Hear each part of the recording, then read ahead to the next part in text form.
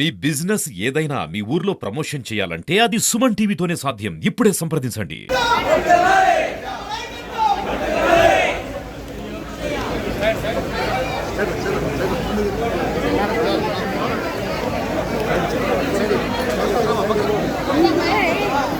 బాబు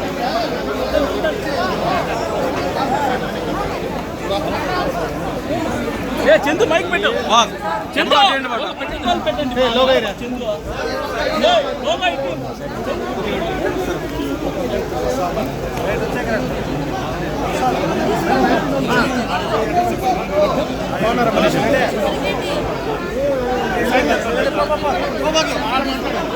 సభా సంచలనాన్ని బీసీ వ్యక్తిని స్పీకర్ అక్కడికి అన్ని పార్టీల వాళ్ళు కలిపి వెళ్ళి కూర్చోబెట్టడం అన్నది ఒక సంప్రదాయం. ఆ సంప్రదాయాన్ని పక్కన పెట్టి కనీసం అతను రాకపోయినా పక్కన పెట్టి మిగతా ఎమ్మెల్యేస్ 11 మంది ఎమ్మెల్యేస్ మిగతా 10 మంది ఎమ్మెల్యేస్ పంపించుంటే అతని గౌరవం నిలబడేది. నిన్న ఏదైతే సభా సంప్రదాయాన్ని గౌరవిస్తానని ప్రమాణం చేశాడో ఆ ప్రమాణం 24 గంటలు కాకముందే అతను ఆ ప్రమాణాన్ని తప్పడం నిజంగా చూస్తా ఉంటే జగన్ కి మొన్న 11 సీట్లు రావడం తగిన శాస్త్రం క్లియర్ గా సో అతని గాడి గురించి ఎక్కువగా మనం ఆలోచించుకోకూడదు. ఎందుకంటే ఇంతవరకు కూడా రాష్ట్రం 1924 వరకు ఆ సభని కాస్త కౌరవ సభ కింద మార్చేశారు. ఆ సభలో చట్టాలని మనం ప్రవేశపెట్టడం అన్నది తక్కువయ్యి ఎక్కువ బూతులు తిట్టుకోవడం కానీ, వ్యక్తిత్వ హననం చేయడం కానీ, క్యారెక్టర్ అసోసియేషన్ చేయడం కానీ, ఇంట్లో ఆడవాళ్ళ గురించి మాట్లాడడం కానీ, వెక్లి నవ్వులు నవ్వడం కానీ, వెక్లి చేష్టలు చేయడం కానీ, ఇవే 5 సంవత్సరాల్లో సభ్యుల దగ్గర నుంచి మనకు కనిపించింది. క్లియర్ గా ఏం చెప్పిందంటే ఒకవేళ నిజంగా కనుక అవి అక్రమ కరడాలు అయితే మీ యాక్షన్ తీసుకోండి అని చెప్పింది. So as per court order ప్రకారం మేము చేస్తాం. అది చేయలేదనుకోండి మేము కంటెంప్ట్ ఆఫ్ కోర్ట్ అవుతుంది కదా. సో దట్ అది కంపల్సరీ జరగాలి.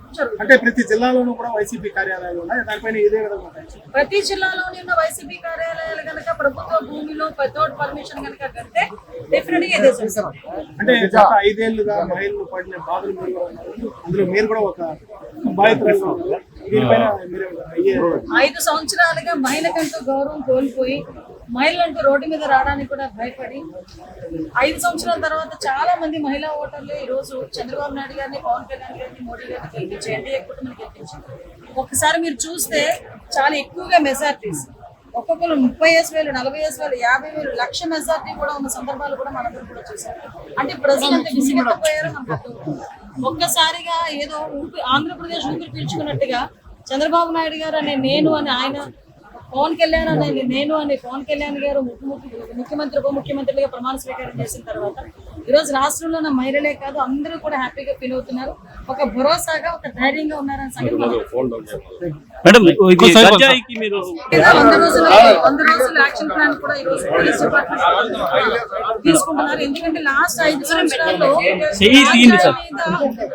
సంవత్సరాల్లో గాంజాయి మీద సీఎం గాని ఒక రివ్యూ చేసిన పరిస్థితి కూడా కనిపించలేదు.